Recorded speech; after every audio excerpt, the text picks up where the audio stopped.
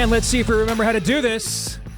Greetings. Happy Tuesday. Welcome to the Steve Deace Show here live and on demand on BlazeTV, radio, and podcast alongside Todd Erzin, Aaron McIntyre. I remembered you guys' names even. It's been a minute. I am Steve Deace. I trust you guys had a great Labor Day weekend, had some family time, beautiful weather here in the state of Iowa, which is typically one of the hottest, nastiest weekends of the year. It was not this year. Beautiful fall-like temps. So trust you guys had great weekends. You're refreshed. You're ready to go? Yes. I went on my first run since the back issue. Yeah, how'd it go? I'm cooked. Are you really? I'm pretty cooked. Oh, yeah. I think I'm Saturday. It's my birthday, 53. I think that's I'm cooked birthday. Father time is caught up. Yeah. He tends to do that, brother. He tends to do that, indeed. And hey, if it can happen to Todd Erzin, it can happen to anybody. I think I reread that as Todd is starting off with an excuse for you just to kind of quit and give up. That's how I'm reading that, right? Oh, there'll be more. I'll still do it if I'm cooked, but there's just... Oh, okay. I just wanted to clarify that because Sports Bro, like the media, Republicans pounce. Sports Bro was poised to pounce. Quitting Todd Erzin was about to become a meme. Uncomfortable Erzin was about to become a meme. So I wanted to make sure we clarified that yes, you may be cooked, but you will proceed. You finished the race. Thusly, nevertheless. You finished the race. Indeed you do. All right. So coming up on today's show, Steve Cortez is going to join us. I think he's one of the smarter guys in MAGA world, and he has a completely different take on something that I roundly criticized recently, which fascinates me because I greatly respect his take on things. So I want you guys to hear another viewpoint on an issue and some other economic issues where the Trump presidency is concerned. We'll get to that coming up later on with Steve Cortez. And then next hour, we are going to combine Pop Culture Tuesday and Idolatry or Not into 1 hour of conversation. And you guys might recall that when we started our initial vetting process for the 2024 presidential election, we looked at 3 candidates that we thought, based on track record, were the only real disruptors in the race, the only 3 people that we thought were worthy of voting for, and we just vetted them according to a biblical worldview, henceforth. And that was Donald Trump, Ron DeSantis, and RFK Jr. And I think maybe a lot of you just kind of undersold yourself how seriously I did look at RFK Jr. I love the paradigm shift. I love that aspect of things. I looked at him very seriously. However, do you remember the moment when I was just kind of out? Do you remember? Of course. It's when he picked this gal named Nicole Shanahan as his running mate. And to me, on one hand, number one, kind of picking one of your bundlers to be your running mate doesn't really smack as a paradigm shift kind of thing to me on the face, right? Okay. But maybe there's something unique about her. I went and looked at her background, and I was slightly embellishing when I said she was literally a druid, but I wasn't really that far off the mark. She was a regular attendee of what's called Burning Man. And if you want to know what Burning Man is, just go watch an old Hammer horror film from the early 70s called The Wicker Man. That's essentially what it is. Everything else is happening there that would happen at the old pagan occultic festivals around the Wicker Man that you lit on fire. Everything other than there's no Virgin May Queen that you're throwing into the Wicker Man. But everything else, the orgies, everything else, the psychedelics, the occult ritual, everything else associated with paganism is part of Burning Man. And I'm like, I can't get there with that. That was kind of my tap out, right? Yep. Then the campaign kind of went on. Got to know her a little bit more, found out her story. This is how she became one of his bundlers. She had a vaccine-injured child as a Silicon Valley billionaire. And she's like, if no one will listen to me, if I can't get justice, because I can pretty much just buy whatever I want, then there's something deeply institutional happening here. That's kind of, in a nutshell, her story a little bit, right? She learned about the magical power of vaccines the hard way. Because she's used to finding out, with all that money at her fingertips, she can... that's the kind of people that go to Burning Man, the kind of people that have that kind of power influence, not all, but a lot of them, or people that don't have that and want to have this world and the kingdoms of this world at their fingertips. They want that sensual experience. And Then we started listening to her articulate on issues as the campaign went on, and I was like, okay, still didn't like that was the VP pick he made, but I can see there's more nuance and she's more layered here than I understood. Then we found out, I think it was early this year, that she had converted to Christianity and was reassessing a lot of her beliefs and values on a lot of things as a lifelong liberal. And then she joined our team here at the Blaze. And she has a piece out from a few days ago over at the Blaze that is absolutely one of the best pieces I've read so far this year. I had not seen it until our editor, Rob, flagged it for me. So hat tip to Rob for making sure that I saw this. And I was mesmerized by this because it kind of goes full circle with Nicole now, where she's going back and re-looking now as a Christian in retro at her experiences at Burning Man and how she sees them now through a completely different worldview filter than what she was going for before. And there's a clip going around right now. This is almost providential timing. There's a clip going around right now of Lee Strobel on Tucker Carlson talking about demonic and occultic strongholds within popular culture. And you guys have to understand, this is not like Lee's native tongue. Have you been following his work for many years? I have. One of the books that God used to convert me was Case for Christ. That literally was huge on the path of my own, conversion. Because I come back from this Promise Keepers event. I've had this conversion experience, and some of you will know what I'm talking about. And you get on this like Holy Spirit high, and then after a few days or a couple weeks go by, you start asking yourself, okay, was that legit? Was it real? Right? And the enemy comes in and kind of says, it wasn't legit, wasn't real. You just got kind of caught up in the moment. It was emotional. And so I needed more of an intellectual framework. And one of the first reads that really got me there was Strobel's breakthrough bestseller Case for Christ. He originally came out of the Willow Creek Saddleback era, is what he originally kind of came out of that. And so if now he's using this kind of language, it's not like this is some like 25-year-old charismatic, televangelist type that he talks like that when he gets up in the morning. This is not Lee Strobel's native dialect. Then you start just realizing the signs of the times are, that would be Jonathan Cahn, for example. And we like Jonathan Cahn. He's a frequent guest on our show, but that's more of his tradition, faith tradition. He comes out of that realm. If Jonathan will wake up in the morning and, good morning, how are the kids? And just drop a charismatic trope on you. That's just his theology. Okay. Update. He joins us Thursday. There you go. All right. So Lee Strobel and Jonathan Cahn are not necessarily out of the same schools of thought on these things. And yet they're sounding a lot alike these days. What does that tell you? I've worked, it'll be nearly 20 years full time I've worked in politics. It's a nasty business. I have never seen more demonic activity, more spiritual warfare than the one time I tried to make a motion picture. Yourself. Yes, experienced it myself. Than the one time I tried to make a movie and put it out for wide theatrical release. I've never experienced, I'm talking campaigns where we're dealing with school boards and President of the United States. I've never experienced anything like what trying to make a movie and get it into theaters nationwide was like. Just to further reinforce what Lee is claiming on Tucker as we speak. And so Nicole's piece now, I think, really hits home.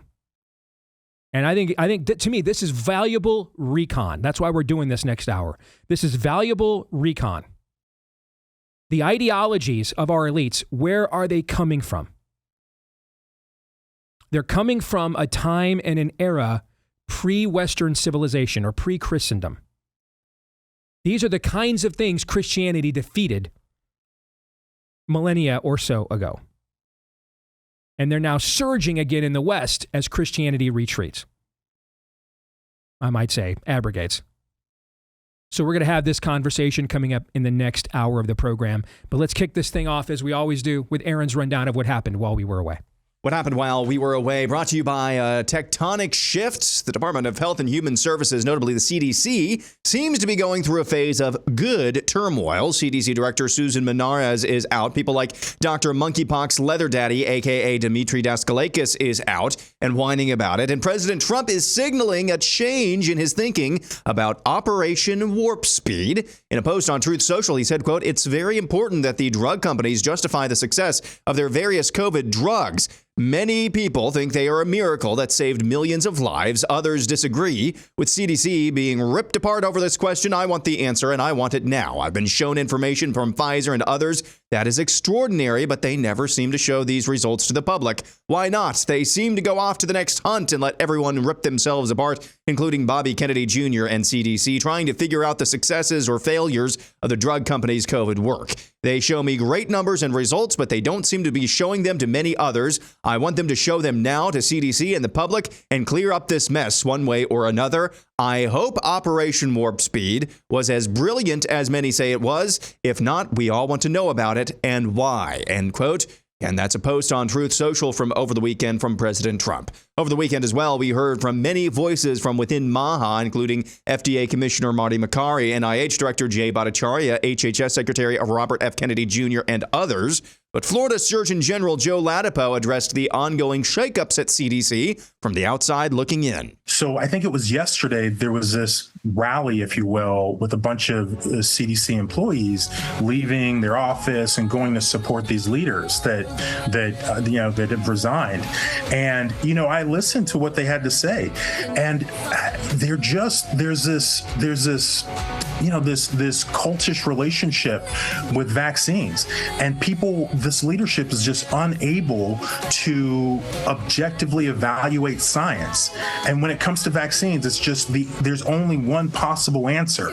And if the science doesn't agree, then the science needs to be bent.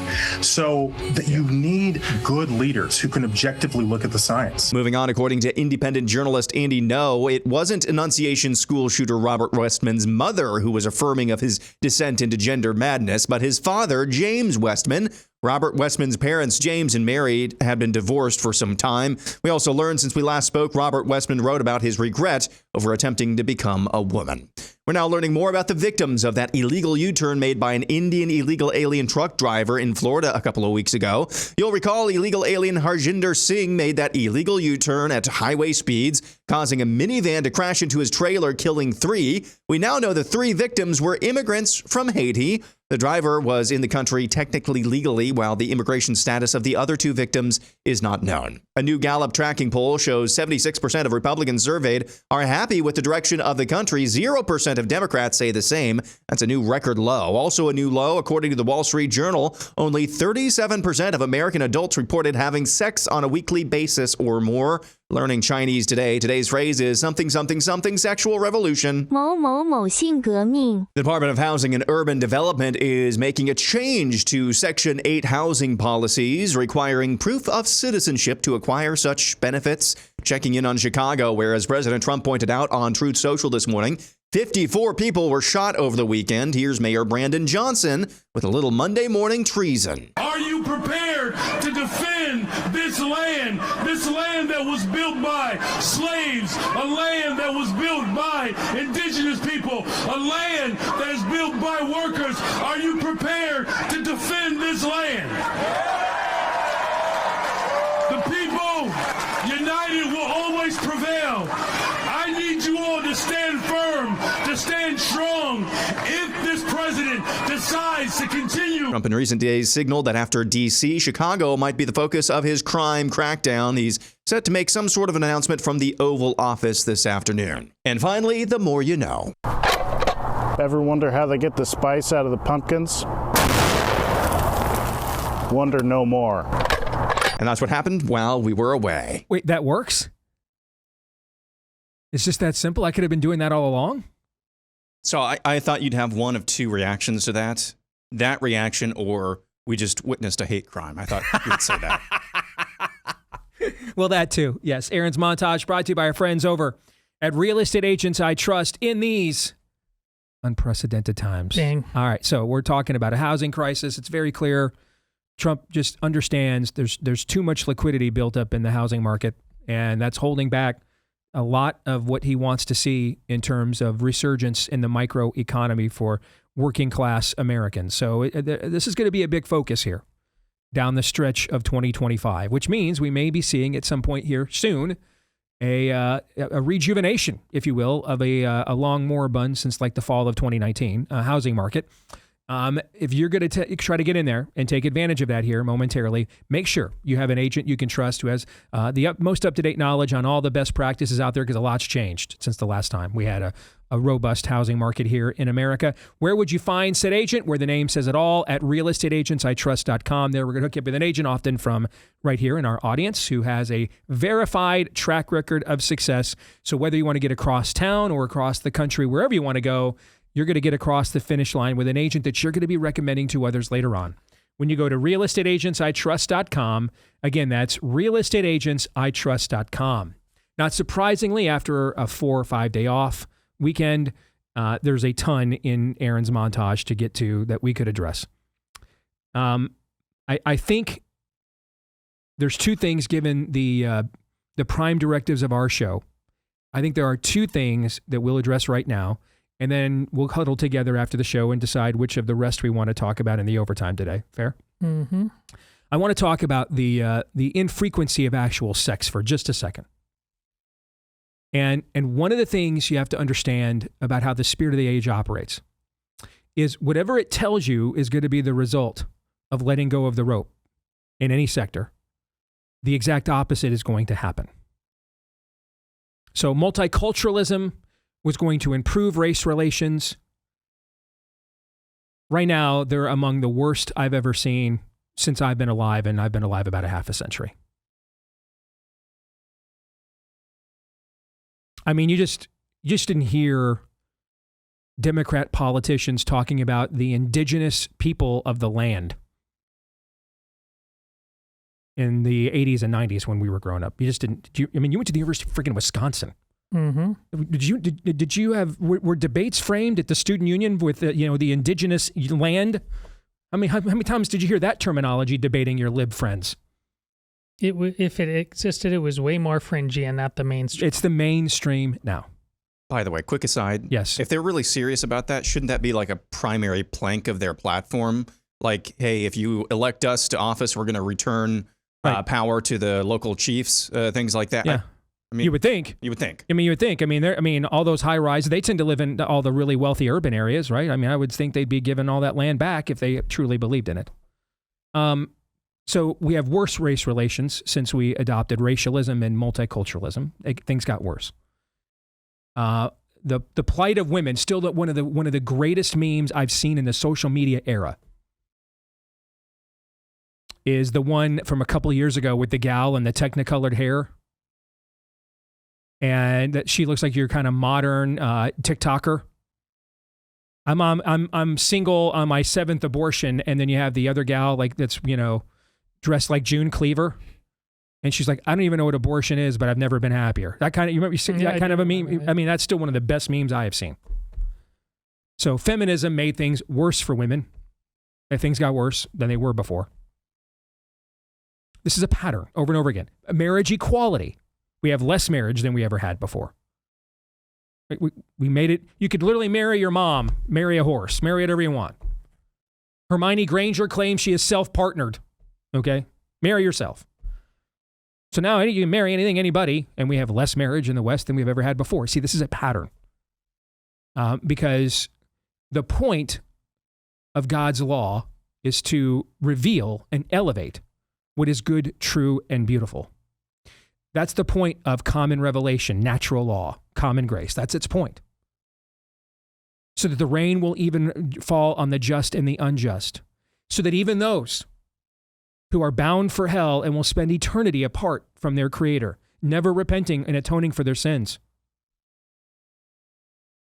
even they will experience His love this side of eternity with His common grace, which they're not entitled to, but are still granted and given nevertheless because of His love and mercy. That's the point of His law.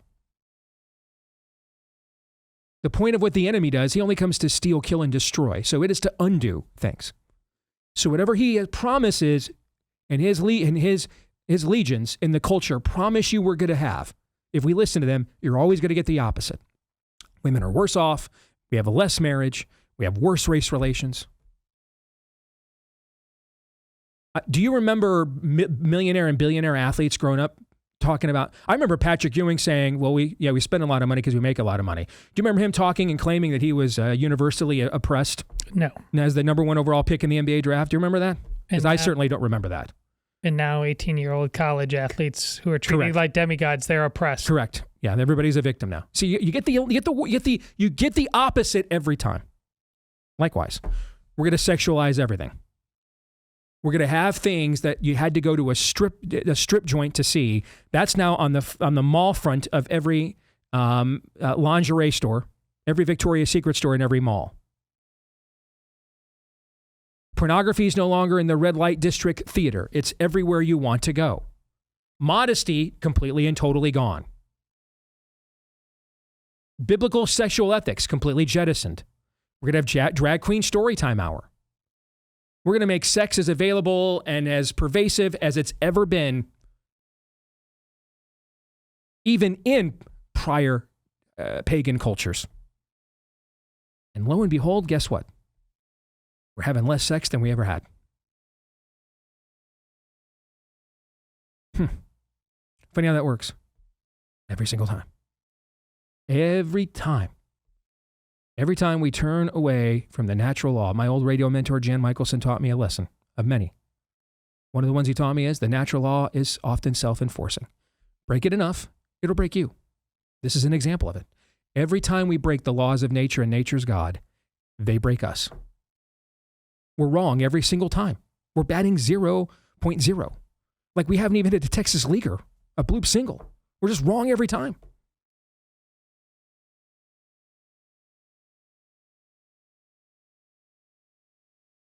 The other thing I think we have to address, that I think we are uniquely qualified to address,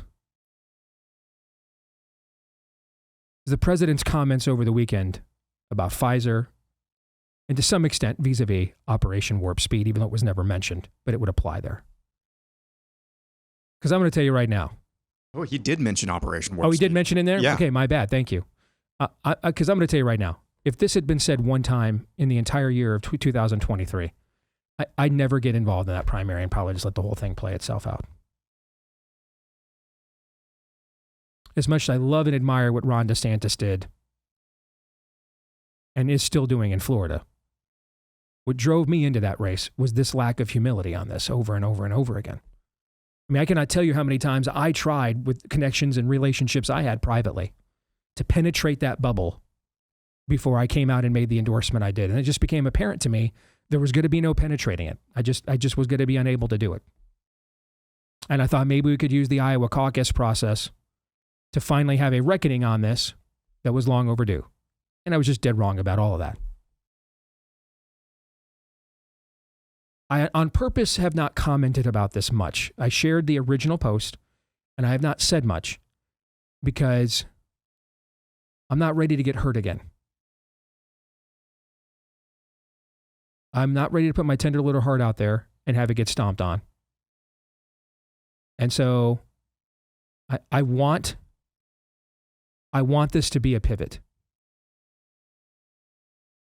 In many respects, given the political limitations we have as a society right now, domestically, this is the place where he can have the most long-term, transformative, paradigmal shift that will long outlive him, is in this particular era or area right here. And so I'm you know, it's like, dude, I watched Bryce Underwood's, I watched every throw over the weekend 3 times, and I'm like, I think we just got Cam Newton, but it's one game. We haven't played anybody yet. So I just don't want to get my hopes up just to have him go out there and get squashed under the lights in Norman, Oklahoma on Saturday night. One game. So I'm holding back because I so want this to be what it appears to be, but I want to see it first a little bit more. But this is 2+ years overdue. I am sure the looming report, we're in September now. We were promised this report from RFK Jr. all year long. Trump has promoted it. Right. The secretary has himself. So we're in the month that we're supposed to be getting this report on the rising causes of autism in the last generation. I desperately want this to be real. And to be something that is more than just one single solitary post on truth, as promising as it is. But see, the president is asking the most dangerous question of them all. Just show me the data. When we wrote Fauci and Bargain, we had more footnotes than pages. We thought for sure something would be wrong. We thought for sure, especially after WIT number 1, something would be outdated. We get something wrong, and they would use it to discredit it. They never did. In fact, they ignored it and acted like. Then the book hit number 1 in America. Number 1 in America. It was the best-selling nonfiction book in America twice, and they ignored it the entire time. Daniel and I upped the ante a couple of years later. We went 400 pages with Rise of the Fourth Reich.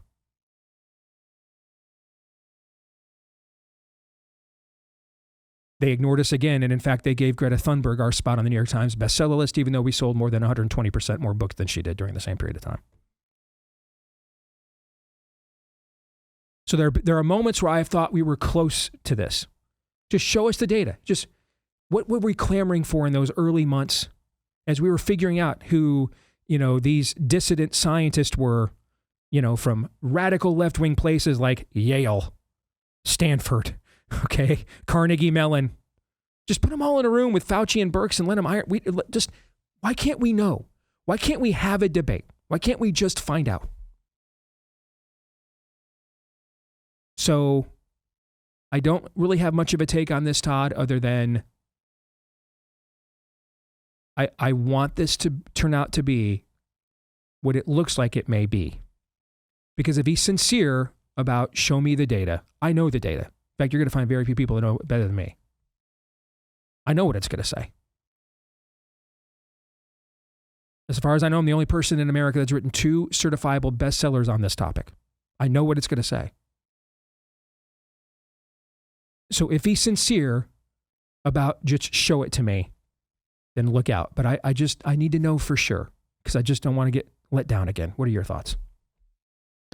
Well, did you see that all of the past directors of the CDC came out in the New York Times with a joint op-ed? Like the 40 plus members of the intelligence community who told us that Hunter Biden's laptop wasn't a real thing, same kind of thing? Yeah. But of course, this is the same New York Times that is, running interference for trans terrorism. So, Donald Trump isn't getting out like this because of that. They're a joke. Mm-hmm. I have concerns, and how you brought up our book, how it's just been ignored, and the fact that Trump now winning this term and doesn't have to do this. I actually have concerns that what is going to come out and how it's going to come out is going to be such a nuclear bomb. And I don't exactly know what that means, but that Trump has no choice but to come out and position himself. And to speak to what you and Daniel, the question that you asked yourselves when you were putting together your book, and if they did this to us here, what do you think they've been doing to us this entire time? Mm-hmm. Something beyond COVID, something that is going to force a level of accountability that, quite frankly, A, has to happen, but B, nobody is remotely prepared to, because we are a country that just does not know how to hold people accountable without losing our damn minds. When I saw this, I'm both optimistic that he's going for it, but I have a lot of concerns that in the next few months, and based on other things going on in the news cycle, that we are kind of going to reach a sort of ground zero. I don't know how else to explain why Donald Trump does this, because politically, in terms of his successes, he doesn't have to. My perception was, when it came to Operation Warp Speed, is that I think there's a little bit of Southern Hemisphere thinking going on when it came to President Trump, which flew in the face of everything else we've seen from this version of Trump. I mean, we've seen on multiple occasions a level of sincerity and humility that we frankly had not seen from him, 10 years ago and in his first administration. And then we wake up one morning and all of a sudden this one issue that he was dug in on against his base, against a large part of his base, all of a sudden he's softening on. I don't know. I'm a little more optimistic. More in a moment.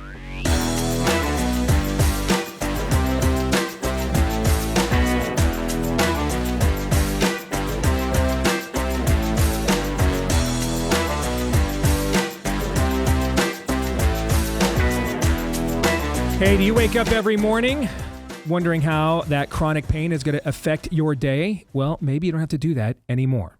That's where our friends at Relief Factor, that's where they come into play because they have a drug-free supplement created by physicians, though, who can prescribe drugs, but they got tired of just handing out scripts for pain meds that'll mask the pain, but maybe also come with side effects at the exact same time.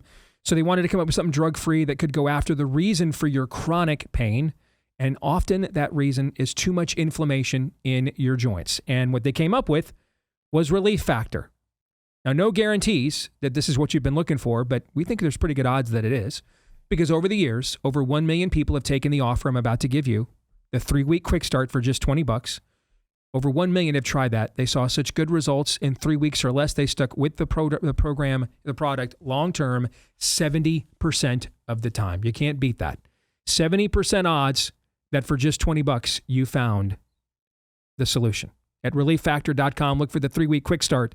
The 3-week quick start for just $19.95 or $20 for those of you like me that went to public school.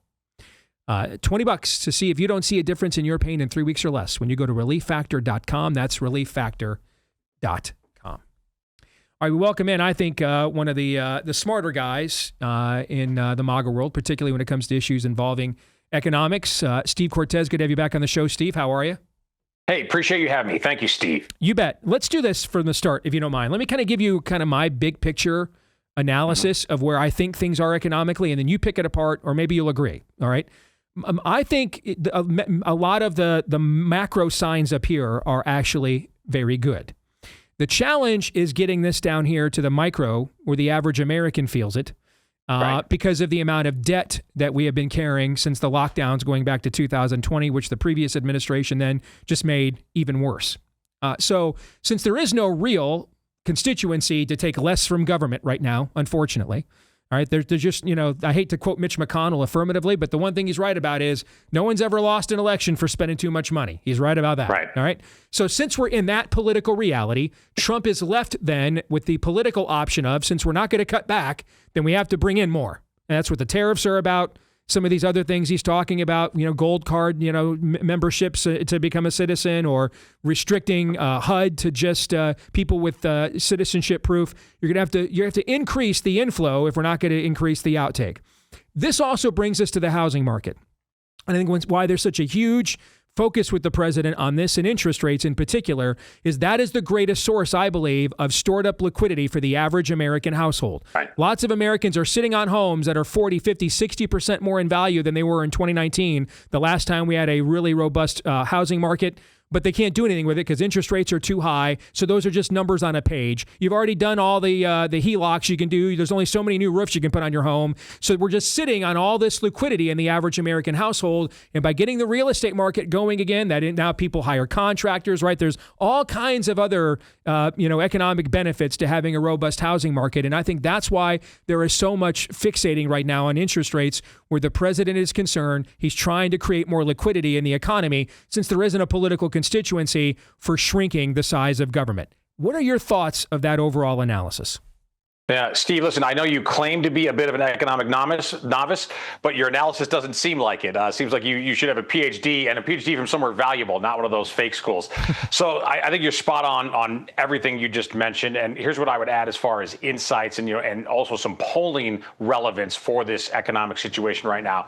You're right that the macroeconomic environment is certainly getting better. Real wages are growing, and that's what really matters most to the vast majority of American citizens who don't own significant assets. Assets have been appreciating great. So the already successful, this has been a wonderful world. Frankly, they did fine under Biden. But for wage earners, they suffered under Biden. They're doing better under Trump. But here's the problem, Steve. They don't really feel it yet, or they don't believe it yet, because prices are still simply too high. They just can't afford their lives, middle-class folks. Now, the rate of inflation has come down dramatically, and Trump and Vance have made great progress on that front. but prices are not actually going down except for a few items. And so what we are stuck with is a situation where stress at the grocery store translates into a broader disparity and broader pessimism about the economy. And that's just the reality right now. Not as expressed by me, but by significant polling. For example, I just polled the state of Georgia, which is a swing state, but leans to the right. Overall, it was actually a really good poll for Trump and for the Republicans. However, on economic issues, the people of Georgia, the good citizens there, are still incredibly stressed. For example, only 23% of Georgians believe that the so-called big, beautiful bill is going to help them financially. So to get to the question, well, then what do we do about it, right? If the economy is getting better, how do we get people to recognize that? How do we give them to give credit for that to President Trump and to become optimistic about their future? I think part of it is we need much better messaging. The White House, the congressional leaders of the GOP on the Hill, they worked like crazy. They had effectively a mass national political campaign into passing the giant reconciliation package, which unfortunately borrowed and spent exorbitantly. But then the second it was passed, they really kind of went away. And there's been no effective messaging campaign since then. But secondly, I don't think it's just about messaging. In terms of something tangible, and this really gets to your point of a deficit that is exploding, I sort of don't want to hear from Republicans right now that we're going to get religion now at this point about controlling the deficit. And so here's what I think tangibly can and should be done to convince people that they are directly benefiting from Trump's policies. We need to send tariff rebate checks to millions and millions of Americans. It should be mean tested. It shouldn't go to the wealthy, but to middle and lower income Americans. They need to believe that they have a direct financial stake in these trade negotiations, and that the way that Donald Trump is reorienting trade, which I think is totally necessary, it's decades past due, as a matter of fact, in terms of protectionism, which shouldn't be a bad word, protecting American industries, protecting American workers, and forcing foreign countries, whether they're adversary or friend, forcing foreign countries to effectively pay a toll for access to the American consumer market, which is the crown jewel of the world. It makes sense that we say you have to ante up for access to this premier market. If you want the best seats, you have to pay more in any theater. So it is in global trade. But let's give people a tangible benefit from that. I think that checks cut now and then continuing into the midterms will make a tremendous difference for the elections just over a year from now. And again, there might be some deficit hawks who are going to say, wait a second, Cortez, this isn't what you said before Big Beautiful Bill. Correct. If we were serious about reducing the debt, I would not be advocating for this plan. But we're not serious. The debt is exploding. There's no constituency for any kind of fiscal discipline. And so given that, let's at least use this borrowing and spending for purposes that, number one, help the broad American middle class, and number two, give us political benefits. All right. I am glad you segued to that because I mean, you're always welcome here, but your stance on this in particular is when I sent this over to Todd and said, we got to get this guy on. Okay. Because, brother, I absolutely annihilated this idea on the show like 3 weeks ago. I mean, I dissected it. Poor Josh Hawley's probably not going to return a call of mine in about 10 years. Okay. And because what I thought was this strikes me as the COVID stimulus checks all over again. We're actually profiteering off of the tariff thing. And my fear is if people will receive this as, oh, no, this isn't that we made I'm not getting a dividend off of this. They're going to see this as you're paying me off for the fact your program didn't work. And it would be a double messaging whammy that we would just add more debt, which is already the number one reason we can't get the Fed, other than they're trying to tank Trump's economy. We both would agree on that. They want to tank Trump. We agree on that. But the rationale that they will give, they're not going. Jerome Powell's not going to say, "Listen, we lost the last election. I'm trying to fix it." He's not going to just say that, So what's the rationale? What's the loincloth he's going to apply? Is, well, you're still spending too much money from the guy who just prints it. All right, you're still spending too much money, so we can't cut your interest rates. That's going to be his excuse. And I thought that people would receive these as, see, I knew they weren't going to work. That's why they got to buy me off, like they had to buy me off with stimulus checks to stay home 5 years ago, which kind of just began us down this road all over again. That's kind of the genesis of what I said. Sure. So I want to get your response to that complete, because everything you said up until that's why I'm for this was exactly why I said I was against it. So I'm fascinated to see what you're going to say. No, listen, I get where you're coming from, but a couple of things. First of all, scale matters a lot here, right? So what I'm talking about is nothing near what we did during the COVID panic, right? During the COVID panic, we effectively went to world war in terms of our spending, okay? That we literally spent at global war scale. And then, by the way, we didn't stop even once the panic receded. And so the first part, let's be brutally honest here. The first part, Donald Trump's fault, at least in part. The second part, almost entirely the Democrats' fault, and specifically Joe Biden's fault. The fact that, after it was obvious that we were no longer in a warlike setting, I don't believe we ever were, but once it became obvious to anyone with a brain, we just kept spending at that warlike level. So what I'm talking about here is nothing compared to that, all right? If we means test this so that it's only going to middle and lower class folks, and if we give out checks that are meaningful but not gargantuan, we're not talking about PPP here, checks that are four figures but not multiples of that. So $1,000, $1,500 for a family, things like that. Something that matters, something that will be tangible and real, that will help the kitchen table reality of millions and millions of Americans and convince them that they really do have a stake in this. Again, you mentioned dividends. That's actually a good way to put it. So that they believe I have a dividend, that because of what the United States has built, again, because we can charge for access to our markets, and I believe that should be policy, by the way, not a bargaining chip. That should just be permanent. It used to be at one time in the United States. Now, that was a long time ago, but there's no reason we can't go back to those days where you have to pay a premium for access to the American market. Let's make sure that there's a direct, tangible benefit, dividends paid to Americans, and let's do that on an ongoing basis. So I don't mean a gimmick just into next November. I mean, let's do that permanently. Now, but again, I'm trying to be brutally honest here, Steve. If we hadn't run up the deficit the way we just did, okay, in this year, this Republican Congress, I would say, you know what, let's just pay down debt. Let's make sure we get interest rates lower. That's the most prudent route to go. But we didn't do that, okay? We didn't go that route at all. As a matter of fact, we are continuing to borrow and spend in an incredibly profligate manner. And if that is the course we're on, and we certainly are for now and for the foreseeable future, then I'm of the belief that regular people who are still suffering, and we know they're suffering because they tell us constantly in polling, they're still pessimistic. They're still dour on the economy. They love Trump and immigration. They love deportations, but they're very sour on the economy. And fair or not, they blame Trump for the economy right now. To me, politically, the quickest way to turn that around is to make sure that they derive a tangible benefit from these tariffs. Okay, I see that point, but you're going to have to message that then as a dividend. From the outset and aggressively. You're going to have to make it set. You have to use that terminology because the media is going to hijack that or attempt to right away and say, see, this is trying to buy off because this was never going to work. We told you it wasn't going to work, blah, blah, blah, blah, blah. You have to make sure that they understand they're shareholders in this and that they are dividends. Could you also, you said you didn't want to use it as leverage, but as a policy, but let's face it, we have a president whose, worldview is core is art of the deal. Is this the kind of thing you threaten with Jerome Powell with? And say, listen, all right, I'm going to do this. We're going to do this one of two ways. You're either we're going to create more liquidity at the kitchen tables of more Americans, either the way we should do it, which is to lower interest rates and then let people do whatever they want to do with all that mass volume of money they're sitting on called their homes, or we're going to send them these dividend checks. But one way or the other, we're not just going to sit here and not have the average American believe that they don't have more spending power, despite what the data actually says otherwise. Could it be used as leverage along those lines?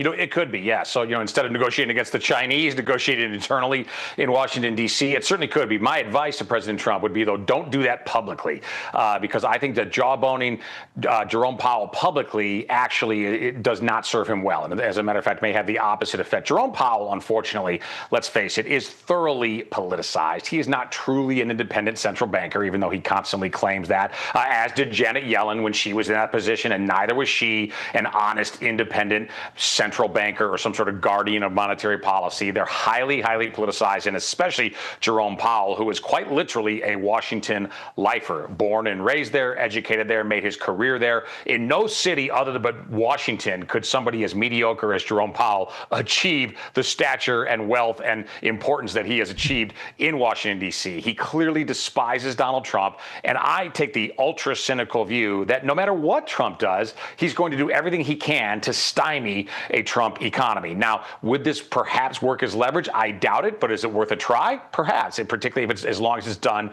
back channel, which has a much better chance of succeeding than trying to sort of publicly shame Jerome Powell. But I personally believe, and look, I traded bonds for 25 years on Wall Street. I watched the Fed as closely as anybody has for a quarter century. The Fed, despite what many Americans want to believe, despite what the corporate media will tell you, the Fed is a thoroughly corrupt and thoroughly politicized institution. It is a key element of permanent Washington, and what makes the Washington power structure so unfortunately abusive of the rest of America and so hard for us to penetrate. So we need much bigger reforms of the Fed. I hope we get there someday. We need an audit of the Fed. We need a far different composition of the Board of Governors. A lot needs to be done there. I'm very glad that President Trump has started that process and has fired a Fed governor who looks to imminently be indicted. So all kinds of trouble there. But my cynical view, and I think it's correct, is that Powell will take any excuse necessary or make up any excuse necessary to not assist the Trump economy in thriving, because he is just that vindictive and that partisan against President Trump. Great stuff, Steve. How can people follow your work? Thank you so much. Yeah, please find me at CortezInvestigates.com. On the Twitter, I'm at Cortez Steve. Cortez ends with an S. Thank you. Great follow on X for sure. You want to get smarter guys, this is a guy you want to follow. Thank you, Steve. Good to see you again. Appreciate it. Thank you. All right. Do I owe Josh Hawley any kind of mea culpa? Because I disemboweled poor Josh on this show like 3 weeks ago. All right. So what do you think? Cortez made the case the other way. What do you guys think? Well, I just think Steve is doing a lot of realpolitik right there. When he talks about tariffs, and again, you'll remember, like, I'm not an econ whiz like Steve is, but I think that helped me way back in 2017. There's so many people within Steve's business that just think this is how things are, and in every business, and we can't do otherwise. The same thing is big pharma and vaccines. Here, I said, of course we can do otherwise. Emotionally and psychologically, what a great tool this was to be to upset. And I was right, but not because I'm really smart economically. I think because I wasn't just dragged down. Steve saw the realpolitik of what's going on now and what can be done there.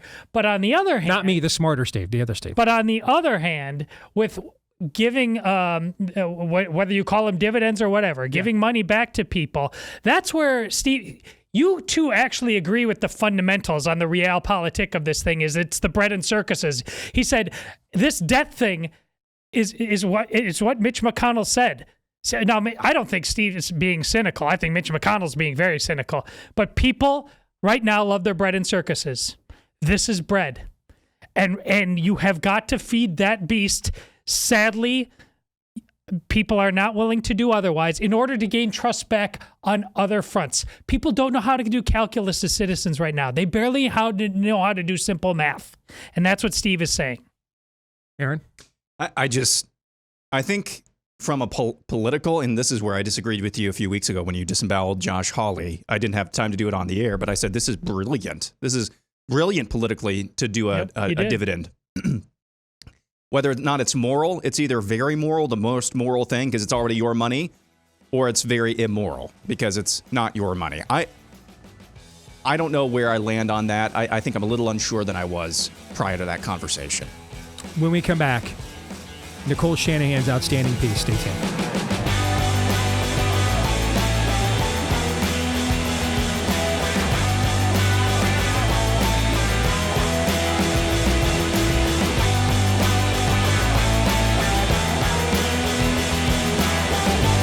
And we're back here with Hour 2, live and on demand on Blaze TV, radio, and podcast with Aaron McIntyre and Todd Erz, and I'm Steve Deace. Let us know what you think about what we think via the stevedeace.com inbox, which you can take advantage of by emailing the show, steve@stevedeace.com. That's DEACE. Like us on Facebook, MeWe, and Gab. You can follow me at Steve Deace Show on X, Instagram, and TikTok. You can also subscribe to our new YouTube channel, or at least you can try. At Deace Show on YouTube, at Deace Show on YouTube. And then, if you wouldn't mind, if you partake of the podcast version, thank you. You're the biggest part of our audience. Please hit subscribe, or on Apple iTunes these days, that's follow. That'll make sure that every time we do a new episode, it shows up in your feed every single time. And then you can also leave us a 5-star review and declare your love for for this program to others. We're big into public displays of affection on this show. So thank you for each and every one of those too. We appreciate them all. And if you add yours today, thank you as well. So I mentioned this at the top of the show. We're going to combine this hour. We are going to combine Idolatry or Not and Pop Culture Tuesday into one conversation this hour, centered around an outstanding piece written by Nicole Shanahan, former running mate for RFK Jr., that is published over the weekend at the Blaze. It is absolutely outstanding. And it talks about her experience with Burning Man. And for those of you that don't know, it's essentially a pagan festival, or is it? We'll get into that. It's essentially a pagan occultic festival that's held for elites, not just elites. They let the plebes in too, so that they can be, taken advantage of and curated for the chattel that they are. But that's basically what it is. It's an old school pagan festival, just the likes of which you're just not used to seeing within Western civilization, because Christendom conquered the old pagan cultures of this realm, conquered them. Whether it's our manifest destiny and the indigenous savages that lived here before, that's what movies like Apocalypto are all about. Whether it's just about the savages that inhabited the places, the Norsemen, the Druids. Christianity conquered all of these cultures as part of its mission. And therefore, a lot of these things that were obvious and culturally relevant in darker times just haven't been for upwards of 1,000 years or so here in the West. But we're seeing a resurgence of them now.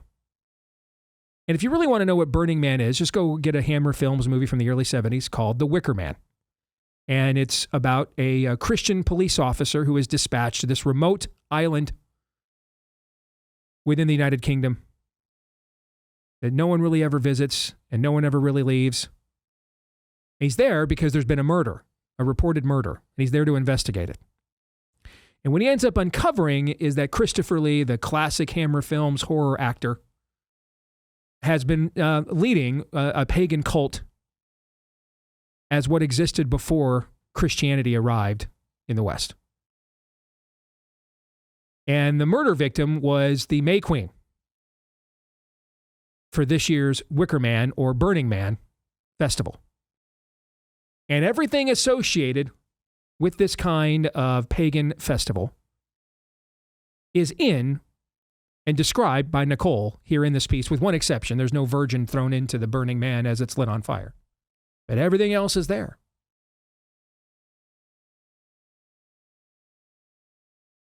And it's fascinating because Nicole is writing this now as a former adherent to this, who now is a Christian and wondering, hey, what in my previous life can I receive? What must I redeem? And what should I reject? So let's pick up her piece. It's called, Is Burning Man Demonic? She writes, as the crowds and elites descend again on Black Rock City, the time for a reckoning has come. It's Burning Man time again. I used to be a devoted burner, having attended faithfully every year from 2014 through 2022, minus the 1 year due to COVID. So remember when I was referring to her as a literal druid during the presidential campaign as RFK Jr.'s running mate? This is what I was referring to.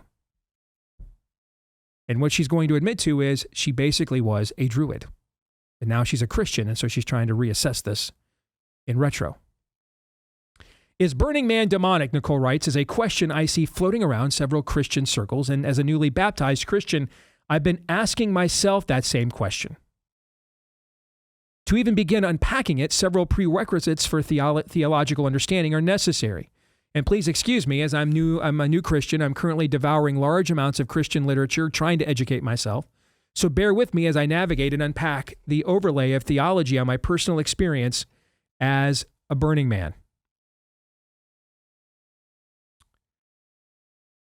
It is often described as more than a mere festival.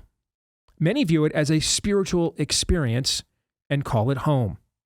I remember my own first arrival in Black Rock City. A volunteer crew of burners greeted me, invited me to ring a great bell, roll in the dusty sand, and declare, quote, I am not a virgin anymore. And in that moment, I was welcomed home. And that's what they literally called it, home. One of my first experiences there was boarding an art car, a double-decker bus, dressed up as a dragon. It carried me to my camp, and I can still feel the warmth of the sun on my skin, the soft flutter of the fabric in the desert wind, and the strange, almost living spirit of that dragon bus. Everyone was so friendly on the bus. Perfect strangers smiling, talking as if they had known one another for years. Beautiful men and women, radiant in their freedom, sharing drinks, snacks, and little, quote, playa gifts. The artwork is otherworldly, and the structures, because it is, and the structures emerge seemingly out of the dust. I had never experienced anything close to this before. Living in the Bay Area at the time, the only opportunity I would get to see this many people in motion was during commute hours. Yet here, movement was different, not sullen, not weighed down. Thousands of people moved about with smiles, intoxicated by freedom and joy, and navigating the city of Black Rock with an ephemeral air. As a sensory experience, that's a key word right there. As a sensory experience. Burning Man hits all of them in a very short fraction of time. Especially if you're from Silicon Valley, where so much of life unfolds indoors and in front of screens. It feels like a sudden immersion back into the elements. Out there under the desert sun, people often receive more vitamin D in a single week than they might otherwise get in months back home. I know that was true for my first year when I became, quote, hooked on the experience. Most people who come to Burning Man are in some way searching. For some, it's a search for identity and self-expression. For others, maybe healing from loss, or simply a desire to break free and let loose. Burning Man is a compressed version of the most exciting EDM concert you've ever been to.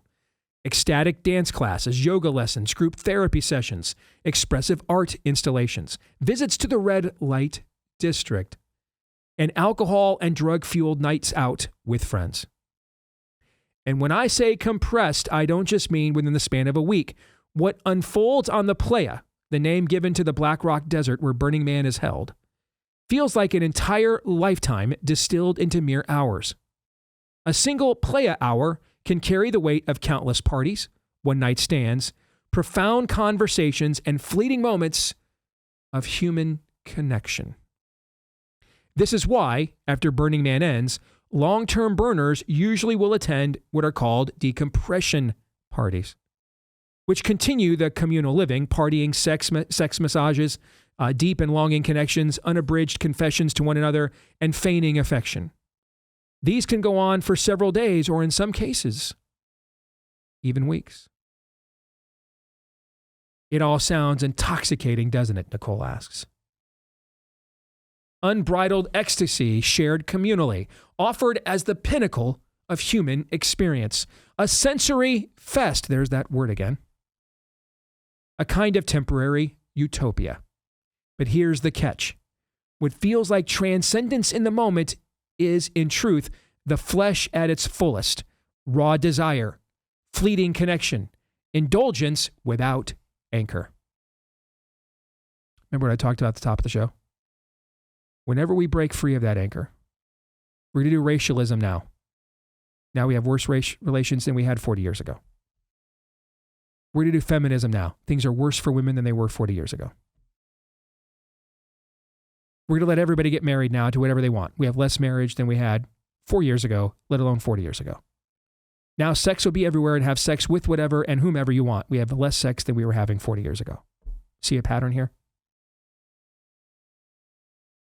The flesh at its fullest is indulgence, Nicole writes, without anchor. That is very profound. It dazzles, she says. It overwhelms, but it does not last, and it never will. When the dust settles, the hunger always returns.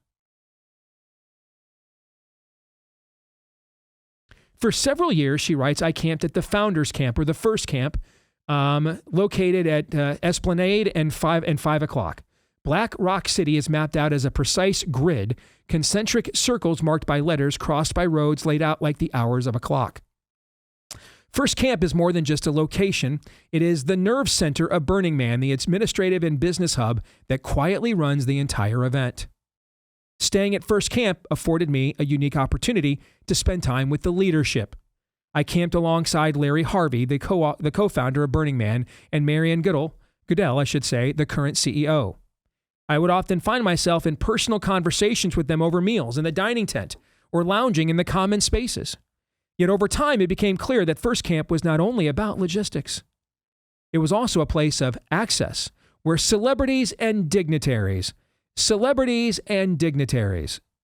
maybe I'll use the term elites, where elites like tech founders, movie stars, diplomats, and even royalty were hosted.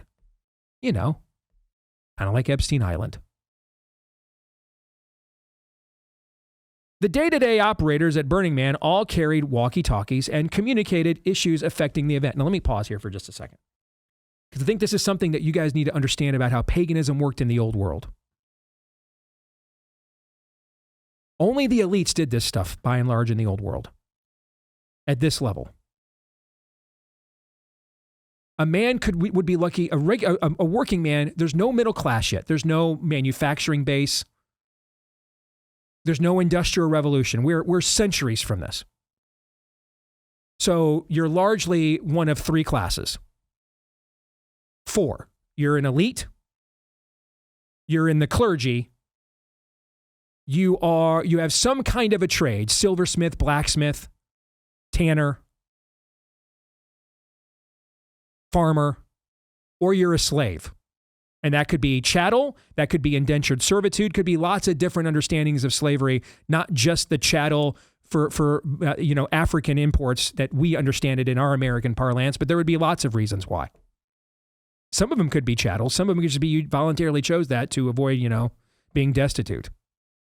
That was it. Those were your options. And those were pretty much the only options human civilizations offered until around the 18th century, frankly, with the advent of the Industrial Revolution. You're one of those 4 camps most of the time. And military, depending on rank, would fit into a couple of different camps. You could be a grunt, which means you were basically a slave. They just threw you on the front lines first to die. You could be a trained soldier, which means you had a skill. You had a trained skill. You're a trained killer. Or you're an officer, which means you're an elite. Most social structures of Fertile Crescent to Western countries pre-Christendom were structured this way. So this is how things are structured in Bible times. This is how things are structured in the old world before Christianity came into play. You're in one of these 4 classes. If you weren't in the elite class, or you were not successful with a trade, you could not afford orgies. In fact, you couldn't afford a wife, which is why you had to marry in your social class. That's why you got paid to take someone else's daughter on. They gave you a dowry. You couldn't afford it. They couldn't afford her. So they paid you to take her. Literally, that's what happened here. That's what most marriages were. Our understanding of marriage by, love, romance, pursuit, largely was something that just could not exist outside of elite circles until just the last few hundred years of human civilization. For thousands of years, it was more about, I cannot afford another mouth to feed. My daughter is a female. She is the weaker vessel. She cannot be a soldier. She cannot carry around what an infantryman in the Roman legions can carry. She physically cannot do it. She physically cannot work the ox to tread the grain. There's only so many things she could do to not be a liability. I can't afford to feed her. What she can do is get married, have babies, sew stuff, cook stuff. You need a wife. You want a wife. Better to have a wife than burn with lust. Here's a dowry. You take my daughter off my hands. That is largely how marriage worked for thousands of years. The kinds of things that we see in pagan regalia that are about to be depicted here were largely only in the elite circles. Most men could not afford one wife, let alone side pieces and orgies. And this is also, by the way, one of the reasons why until originally Christianity was the city religion and was in constant conflict. Because it was constantly conflicting with the pagan elites in these communities who were living these lives. And Christianity came forward like John the Baptist to King Herod. Hey, you're a whoremonger. You've got your brother's wife. Stop that. This is why there was constant friction. A lot of times we see Christianity in America today as the rural, suburban religion. But until recently, it was the city religion in most places. And that's why it created so much friction all the time. Because it was planted remember, it was planted in Jerusalem, right in the heart of elite sectors of most cultures, which immediately put it in direct opposition to what men like Nero wanted to do. Now, this is all new to us because you're living in the fumes of the only civilization ever uniquely inspired and created by Christianity, the country known as the United States of America. And so a lot of what you're about to hear here is very, very foreign. Will sound like other dimensional. But this is what life in Europe was like when Patrick arrived in Ireland and Boniface arrived in Gaul. This is what it was like, is what's about to be described, particularly amongst the elite circles. That also is where power was concentrated and disseminated. How did you get the common people to go down to the valley of Ben Hinnom and throw their babies into the fire? Power was concentrated within these pagan religious structures. If you wanted access to them, you had to partake. So with that as a background, let me pick up here where Nicole left off. Staying at First Camp afforded me a unique opportunity to spend time with the leadership. I camped alongside Larry Harvey, the co-founder, and Marion Goodell, the current CEO. I would often find myself in personal conversations with them over meals in the dining tent or lounging in the common spaces. Yet over time, it became clear that First Camp was not only about logistics, it was also a place of access or power, where celebrities and dignitaries, tech founders, movie stars, diplomats, even royalty were hosted. What do I always say the spirit of the age is about more than anything else, gentlemen? What two things? Do you remember what it is? Control and what? Power. Bingo. The day-to-day operators at Burning Man all carried walkie-talkies and communicated issues affecting the event, such as arrests, injuries, deaths, accidents, missing person complaints, and other concerns. It was always bustling and hectic. The old guard of Burning Man now includes several people in their 60s and 70s, and they continually welcome new leadership. Most young people burn out due to the weight of responsibility. It's all fun and games. Hosting such a massive and detailed event is a year-round commitment for several dozen people. The old guard is treated in an almost mythical fashion by newcomers who love hearing about all the founding stories and all the crazy years when things were really wild.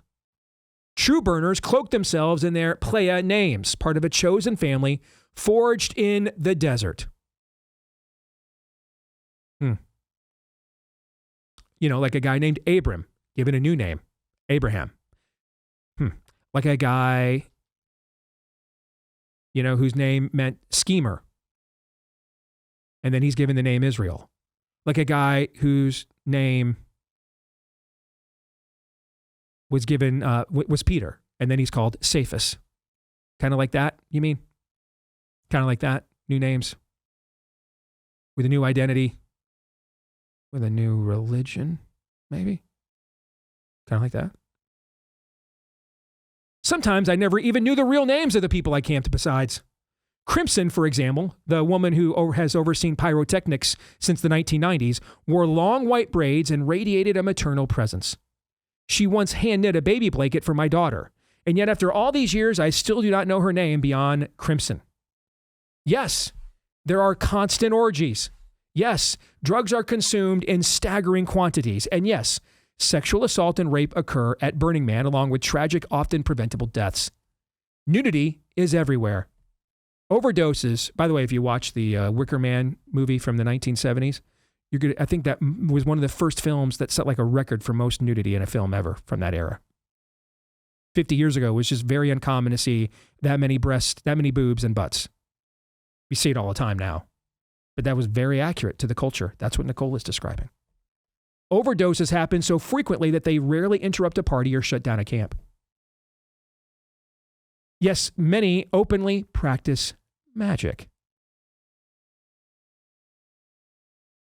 Summoning spiritual entities as it were for entertainment.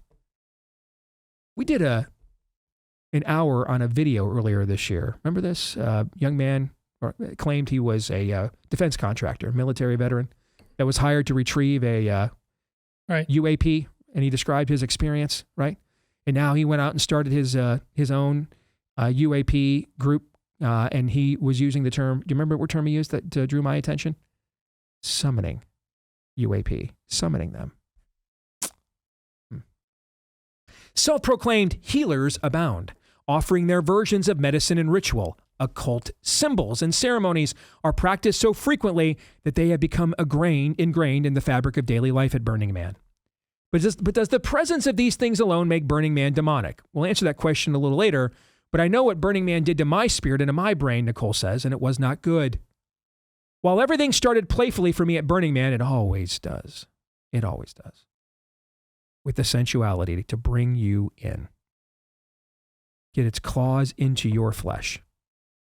The truth is that dark and terrible things happened nearly every year I attended. My very first year, I heard about a young woman who was running to try to jump into an art car and got sucked into its undercarriage, and she died. Another year, a man hurled himself into the fire and died. One year, a girl impaled her vagina on a rebar while attempting to build something she had no experience constructing. Although I never personally experienced any of the Orgy Dome events, I heard unsettling accounts from those who did. Stories of encounters with people who seemed, in their words, possessed. Even with moderators present to prevent outright abuse, some described locking eyes with people engaged in sex who seemed to have, quote, no soul, end quote. There are endless stories of people tweaking, overdosing, or getting lost and unable to find their way back to their camp all night. While the organization tries to mitigate these tragedies, they continue to happen year after year.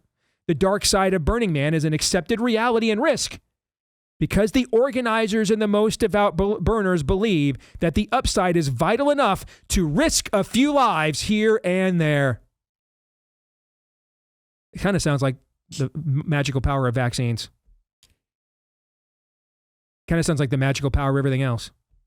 Kind of sounds like human sacrifice. That's kind of what it sounds like. Yeah. You know, when I said I was worried, I don't know why Donald Trump is coming out with this right now. Yep. It's because of the kind of thing you're talking about. The connections. Like, people are stunned to see that a leather daddy, as Aaron put it, was, yes, running a good portion of our... that actually is right on brand. That's on brand with what Nicole is describing here.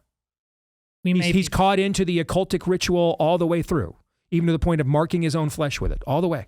One of the biggest questions that come out of this entire story is like, how far does this narrative go outside of the desert once a year in our current American culture? What she's describing is a feeder system. Yes. This is events like this for the elites are mouths of a river, and then they go back and populate. Yes. Some might say evangelize. She says the event itself is sustained by some of the wealthiest donors in the world, many of whom treat it as their personal playground. Of course, you plebes can come. Your genitals are mine. Your conscience is mine. Your body is mine. Your children don't belong. Let's take this out of this context and put it in another one. Your children don't belong to you. They belong to the state. Same thing. Remember what I said. Every time we depart these anchors, we get less of this. See, these events claim this is about individual freedom and expression. The opposite is happening. You're losing yourself to a collective. You're part of a hive mind. You plug into a matrix. You've lost all your agency whatsoever. To the point that letting other people use and abuse you now is empowering. We used to call that slavery. The money and influence have elevated Burning Man into something much larger than a festival. It is now an institution so culturally powerful that it's garnered its own exhibit at the Smithsonian.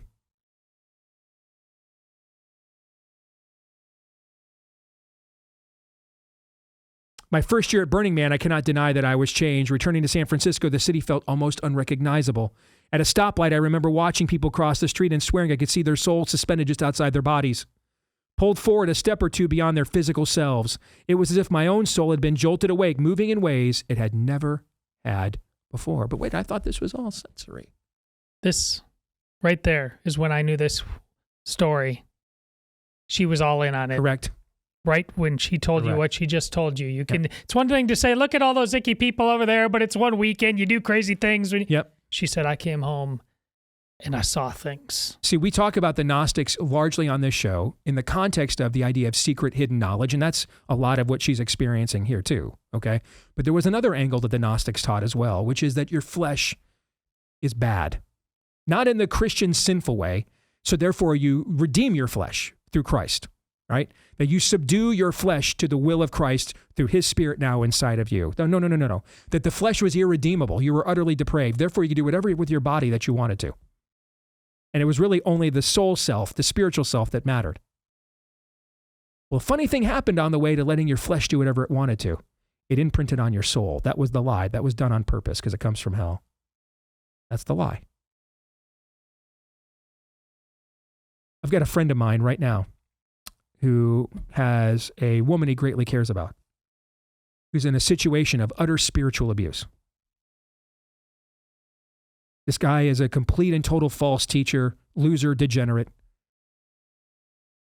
And he's got his claws into her to a point of creating a two-man cult. And this is what he's done. He's convinced her that basically every aspect of what she does in the flesh is bad, to the point they don't even have to come together physically to even be in a relationship. They can do it over TikTok.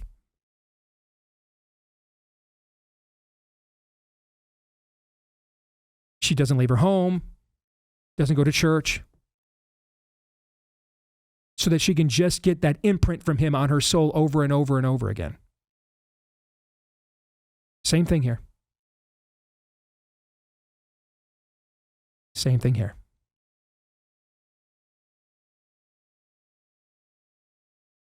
When God made human flesh, what did he say it was before there was sin? What did he say it was? Good. He said it was good. When God wanted to commune and come with us, what did he put himself in? Flesh, the incarnation. In fact, the only time that the word Antichrist is specifically and explicitly used in the entire Bible is when the Apostle John uses it to refer to people who deny the incarnation, that God came in the flesh.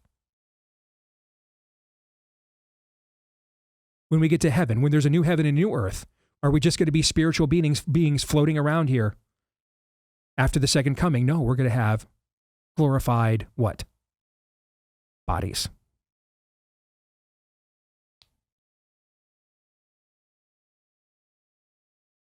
These are some of the oldest lies. They're just new to us because we are still living on the shoulders of the giants who defeated these lies in eras past. But since we've abandoned those giants, these lies are coming back with a vengeance. More here from Nicole Shanahan in a moment.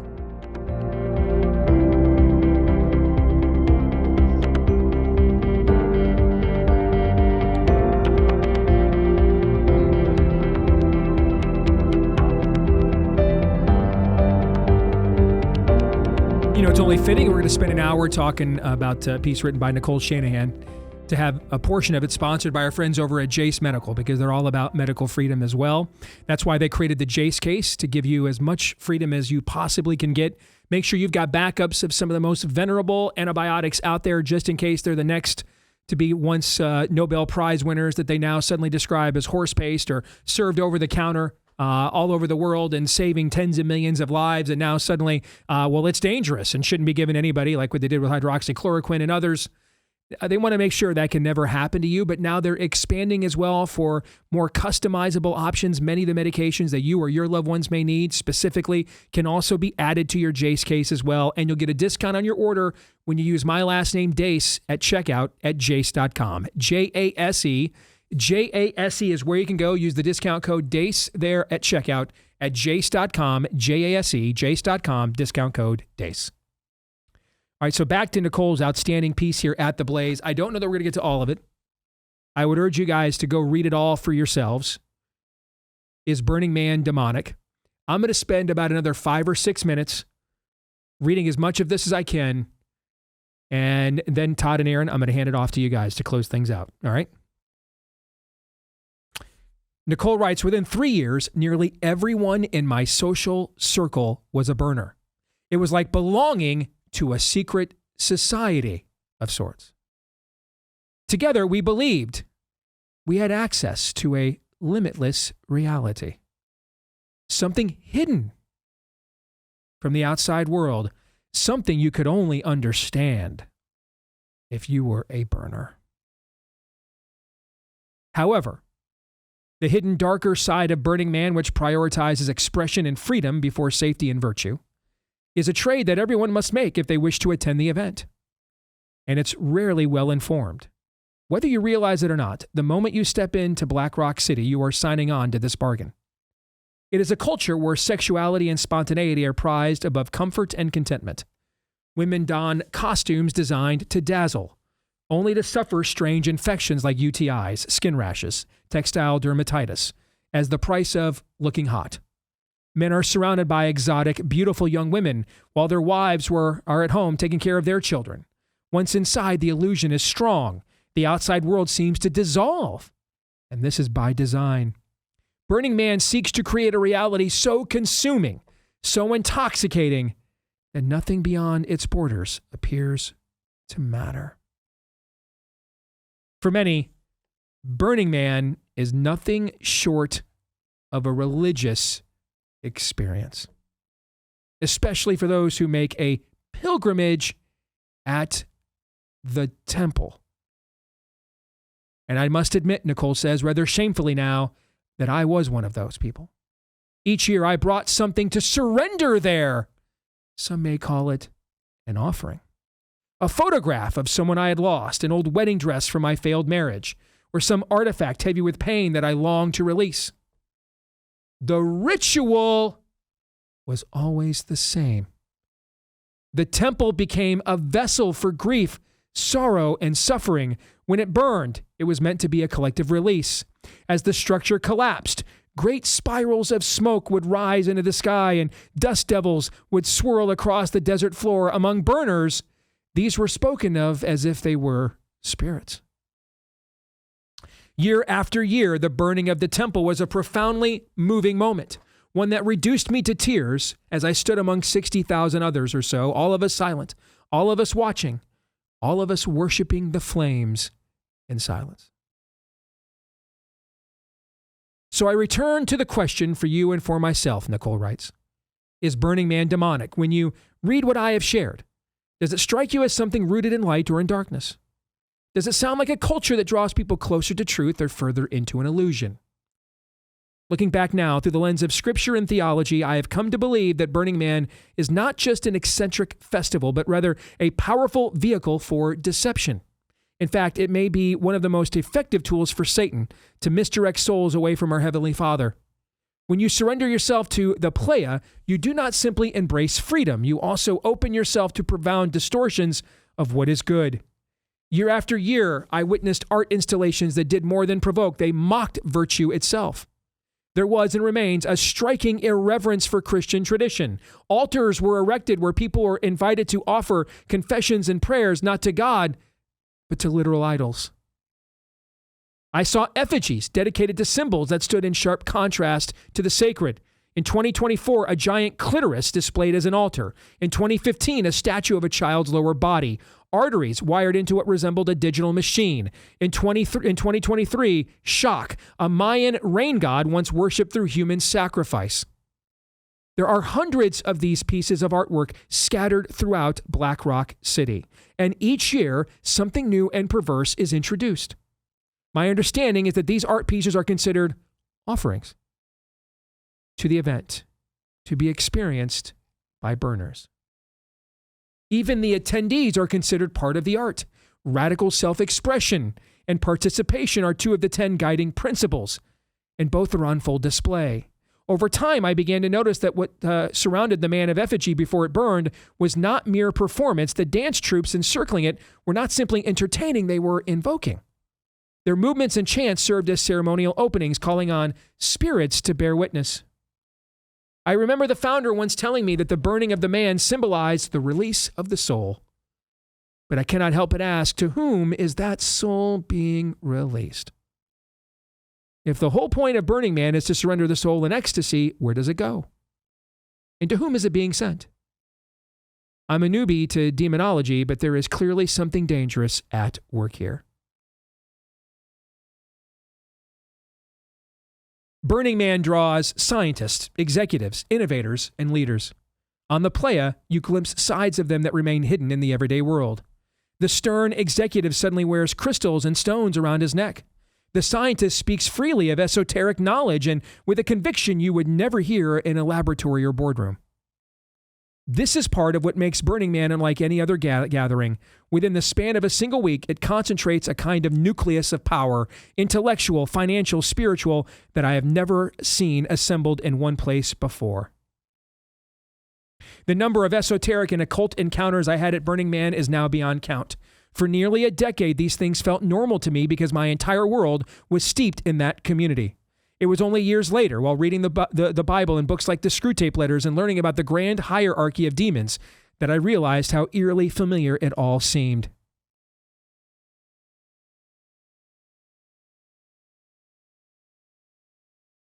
It has taken me years, Nicole writes in conclusion, to rebuild what was broken inside of me. And it took waking up from a near-death experience to see the truth finally, and to finally find the courage and humility to come to Christ for all the things I once went searching for at Burning Man. I've spoken with other former burners this year who have also been saved by Christ, and it is no coincidence that each of them has also turned away from Burning Man. None of them misses it. None of them misses it. None of them misses it. See, if it was just sensory and sensual, you'd miss it, but it's not. That's why you don't. For the first time in years, they are rediscovering joy and fulfillment in the ordinary rhythms of life. The same is true for me. As I devote myself to Scripture, my family, and to walking in the light of the Lord, I find that this process of renewal continues to unfold, deepening day by day, step by step. I no longer desire to burn the man. I now burn with zeal in the Spirit. And with that, gentlemen, I turn this over to the two of you. Folks, I'd urge you to go to the Blaze, read this entire thing for yourselves. And keep in mind, too, something that Nicole did not bring up. The amount of blackmail material that is accumulated in an event like this. I mean, if you wanted to keep people in line, you wanted to make sure they stayed on message, you wanted to make sure that they were enforceable, should they begin to contemplate thinking for themselves, the amount of blackmail material that is accumulated for all the elites to go to this would be voluminous. Just saying. Now, gentlemen, your thoughts. Well, they're the ordinary rhythms of life. So important. Listen, one mistake as a Christian you must not make upon reading that is to go off on some, this is why religion is nonsense. I'm telling you, the people at Burning Man understand spirituality and religion more deeply than most Christians do. They understand the power that goes into ritual, for good or for bad. This is also why we are starving so many Christians who have all kinds of head knowledge. When you go see, they may not go to Burning Man, but really, this is my point in terms of filling the stadiums and playing the video games and having the toy lightsabers. You are so starving to make it incarnate, to bodily act it out. And you don't know how to do it because we are getting ritual so wrong. And so it escapes out into something that can ultimately never serve it. As she said, into the normal rhythms. We must have normal rhythms that ultimately tap into the good, the true, and the beautiful. Otherwise, they will tap into the empty, the dark, and the evil. That's the math of our situation on terra firma. You can run from it. You can hide from it. It finds you nonetheless, Thanos. We've been making this point, really became crystallized in 2020 and 2021 when it came to the COVID jabs and just the state of public health. And I heard FDA Commissioner Marty Makary talking about this over the weekend, how this leadership at the CDC and the ongoing, I think, positive tumult there, how these were the people who were responsible for the arrows on the floor of the supermarket, for 6 feet, for masks. It was just conjuring stuff. Saying, hey, if you follow all of these random guidelines, the COVID god ain't gonna get you. And we made this point crystallized, and it made it crystal clear for years now that much of modern medicine, I think, has much more in common with an Amazonian witch doctor than it does with actual science, like real science, the classical definition of the word science. Mm-hmm. And I'm reminded of that as we read through this. Because once again, we have all of the accoutrements, if you will. Ding, there's the accoutrement of the day. We have all the accoutrements of modernity. We just got done talking about this last week with Cracker Barrel and various restaurants doing rebrands. It looks sleek and modern and cool and clean. And we have televisions that are getting bigger and bigger and bigger and bigger.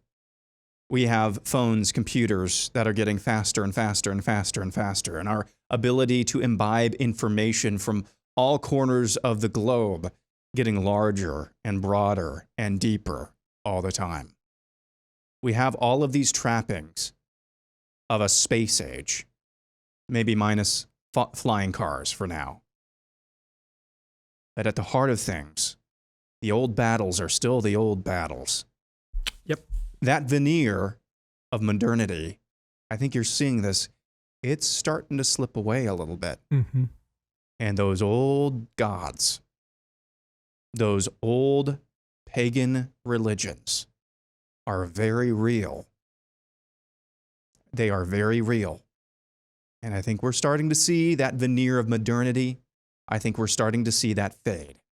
And as it fades, the reality of the situation at hand is going to get even more so to those who have eyes to see, like Nicole. So, a fascinating piece. I just think it's good to remind people, it's good to be aware, reconnaissance of what the enemy is doing. Mm-hmm. Do not become obsessed with it, though. The origin of everything that we are up against in the culture is what Nicole has depicted in her piece. The origins of these things are not academia.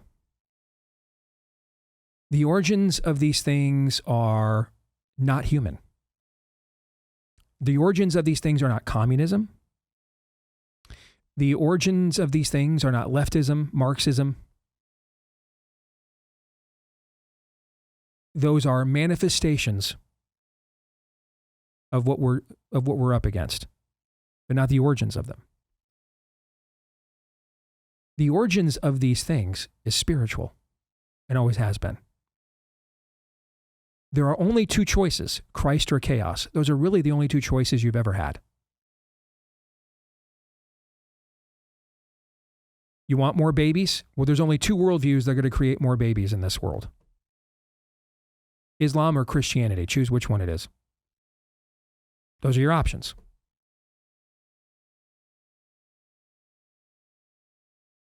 Everything's a theocracy.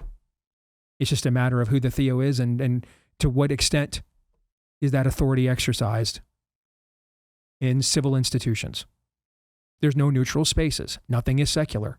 Never was. And there never will be. The amount of religious devotion that Nicole is describing here, coming from the people who told us that there was a secular realm. Ironic. And this brings us full circle. We were going to do multiculturalism to fix racism. Race relations are worse than they were 40 years ago. We were going to do feminism to help women. Women are worse off than they were 40 years ago. We were going to do the sexual revolution so that you could have sex with whomever you wanted, whenever you wanted, and whatever you wanted to do it with. We were having less sex than we did 40 years ago. We're going to redefine marriage so anybody can get married to absolutely anyone or anything. We have less marriage than we did 40 years ago. We're going to do secularism so that we have neutral spaces. We don't have any neutral spaces anymore. You know who actually did give you what you think is a neutral space? Christianity did. Because Christianity says I have to love my neighbor as I love myself. So 40 years ago, when I went to my kid's Little League game, I had no idea if the guy next to me was an absolute satanic communist or not. And it never came up. This wasn't the time and place to discuss it at the Little League park. We were here for the kids. Mr. Manischewitz took his trash out on, next door took his trash out on Christmas Day, but still waved and said Merry Christmas to me nevertheless. And I didn't respond to Zionist cuck. That's because we had a Christian culture still, and we had to love our neighbors, we loved ourselves. That's the only neutral space that's ever existed. But that's a granting of the mercy of the one true God. And the old gods, as you're learning today, have no such mercies. None. Go try being a comedian in the UK right now if you think the old gods have any mercy for you. Romans 8:28.